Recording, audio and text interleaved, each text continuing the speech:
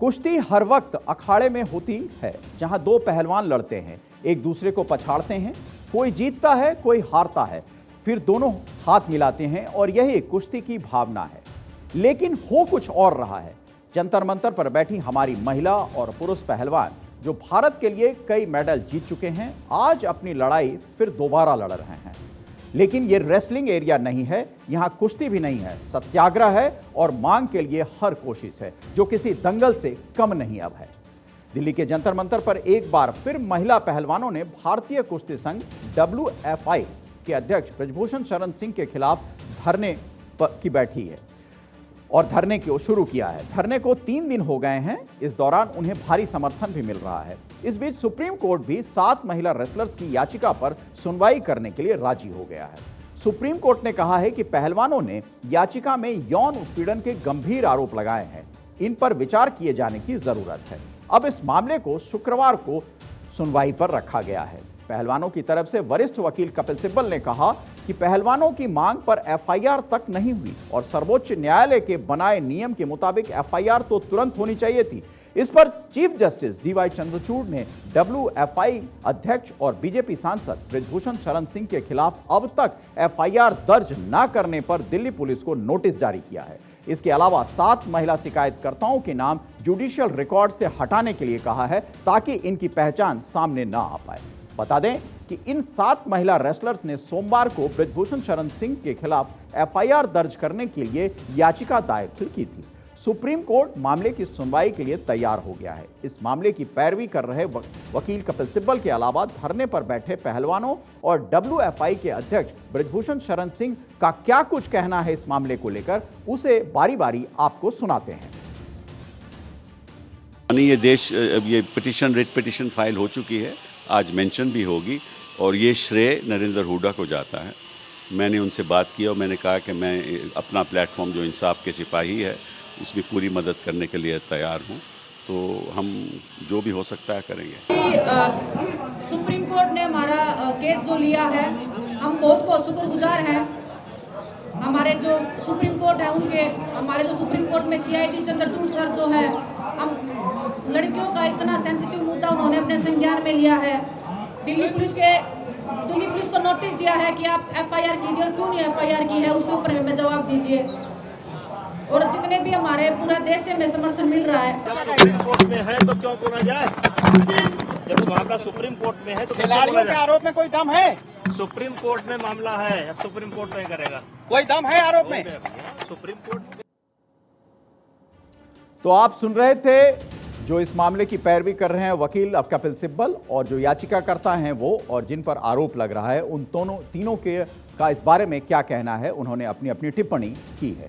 इसी बीच 3 दिन से धरने पर बैठे बजरंग पूनिया ने यह आरोप लगाया है कि WFI प्रमुख ब्रजभूषण शरण सिंह के खिलाफ यौन शोषण की शिकायत करने वाली नाबालिग रेसलर समेत 7 महिला पहलवानों को शिकायत वापस लेने के लिए मजबूर किया जा रहा है। WFI के कुछ लोगों ने इन पहलवानों से संपर्क कर उन्हें पैसे देने की पेशकश की है। साथ ही तमाम पहलवानों ने शिकायत करने वाली पहलवानों की जान को खतरा भी बताया है। अब इस खबर से जुड़े अब तक के अपडेट्स आपको हम बताते हैं। जंतर मंतर पर धरने पर बैठे पहलवानों ने कहा है कि उन्हें न्यायपालिका पर पूरा भरोसा है। उनके धरने को हर वर्ग का साथ मिल रहा है। सोनीपत से किसान धरने में शामिल होने के लिए आ रहे हैं। इसमें आज हरियाणा के पूर्व मुख्यमंत्री भूपेंद्र सिंह हुड्डा और कांग्रेस के हरियाणा के प्रदेश अध्यक्ष उदय भान भी कुछ देर के लिए शामिल हुए और भी कुछ बड़े नेताओं के शामिल होने की संभावना बताई जा रही है। वहीं हरियाणा के CM मनोहर लाल खट्टर ने रेसलर्स के धरने पर कहा है कि कमेटी जांच कर रही है, जो भी दोषी होगा उसे बख्शा नहीं जाएगा। किसान नेता राकेश टिकैत ने PMO से न्याय दिलाने की मांग की है। इस बीच केंद्रीय खेल मंत्रालय की कमेटी की मेंबर बबीता फोगाट ने आरोप लगाया है कि जांच ठीक से नहीं हुई, उन्हें रिपोर्ट पढ़ने तक नहीं दी गई, रिपोर्ट हाथ से छीन ली गई, बदतमीजी भी की गई। बबीता फोगाट ने सभी की सहमति से रिपोर्ट न बनने की बात भी कही। वहीं पूरे मामले में WFI ने कहा है कि पहलवान संस्थाओं पर दबाव बनवाकर कमेटियां गठित कराते हैं। जब जांच फैसले तक न पहुंच जाए तो सबको गलत साबित करने की ये कोशिश उनकी होती है। सिस्टम और कानून में विश्वास न दिखाकर शक्ति प्रदर्शन करना उचित नहीं है। बता दें कि बृजभूषण शरण सिंह के खिलाफ आरोपों की जांच के लिए 2 कमेटी बनाई गई थी, जिसमें खेल मंत्रालय ने ओवरसाइट कमेटी मैरीकॉम की अध्यक्षता में बनाई थी, जिसमें wrestler Yogeshwar Dutt, Dhyanchand awardee Tripti मरगुड़े, sports authority of India Sai के सदस्य राधिका श्रीमन के अलावा टीओपीएस कमेटी के पूर्व सीईओ कमांडर राजेश राजगोपालन को मेंबर बनाया गया था। बाद में छठे मेंबर के तौर पर इसमें बबीता फोगाट को भी शामिल किया गया था। वहीं दूसरी जांच committee Indian Olympic association IOA ने बनाई थी। 7 सदस्यीय इस कमेटी की अध्यक्ष भी बॉक्सर मैरीकॉम को ही बनाया गया था।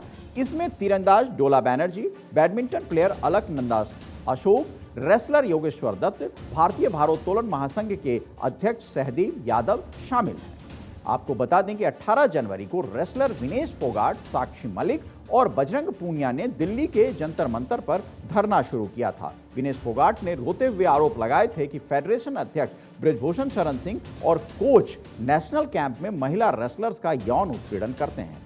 विशेष ने यह भी कहा था कि बृजभूषण शरण सिंह खिलाड़ियों के होटल में रुकते हैं जो नियमों के खिलाफ हैं। टोक्यो ओलंपिक में हार के बाद WFI के अध्यक्ष ने उन्हें खोटा सिक्का कहा था।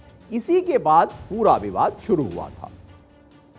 कुश्ती संघ में हो रहे विवाद के केंद्र बिंदु बृजभूषण शरण सिंह हैं और उनके बारे में भी हम कुछ जानकारी आपको बताते हैं। बृजभूषण शरण सिंह उत्तर प्रदेश के कैसरगंज से बीजेपी सांसद हैं और WFI के अध्यक्ष हैं। 1997 को यूपी के ही गोंडा में जन्मे बृजभूषण शरण सिंह साल 1979 में स्टूडेंट यूनियन के पॉलिटिक्स से अपनी सियासत शुरू करते हैं। साल 1988 में पहली बार बीजेपी के संपर्क में आए और धीरे धीरे गोंडा और पूर्वांचल के जिलों में उनकी छवि एक हिंदूवादी नेता की बनती गई। बृजभूषण शरण सिंह अब तक 6 बार लोकसभा के चुनाव जीत चुके हैं। गोंडा, बलरामपुर, अयोध्या जैसे जिलों में उनका दबदबा माना जाता है। बृजभूषण शरण सिंह राम मंदिर आंदोलन में भी भाग ले चुके हैं। विवादित ढांचा गिराए जाने के मामले में उन्हें भी आरोपी बनाया गया था। हालांकि सितंबर 2020 में कोर्ट ने उन्हें सभी आरोपों से बरी कर दिया था। बृजभूषण शरण सिंह और उनकी पत्नी दोनों को हथियारों के बड़ा शौकीन के तौर पर माना जाता है। दोनों के पास 5 हथियार हैं, जिसका ब्यौरा उन्होंने हलफनामे में भी दिया था, जिसके मुताबिक उनके पास एक पिस्टल, एक राइफल, एक रिपीटर है, जबकि उनकी पत्नी के नाम पर भी एक राइफल और एक रिपीटर है। बृजभूषण शरण सिंह का गोंडा में मकान, जमीन तो है ही, इसके अलावा लखनऊ में कमर्शियल और रेजिडेंशियल प्रॉपर्टीज भी हैं।